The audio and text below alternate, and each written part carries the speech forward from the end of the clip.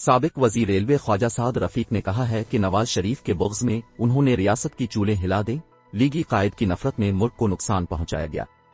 پاکستان مسلم league نون کے رہنما خواجہ سعد رفیق نے تقریب سے خطاب کرتے ہوئے کہا کہ سابق چیف جسٹس ثاقب نثار نے توہین عدالت کی، نواز شریف کی 3 مرتبہ حکومت آئی اور تینوں مرتبہ مدت مکمل نہیں ہونی دی، لوگ ووٹ ہمیں دیتے ہیں، ہم کس طرح بھارتی ایجنٹ ہوئے؟ نواز شریف نے کہا جو ووٹ لے کر آیا وہ مدت پوری کر کے جائے گا۔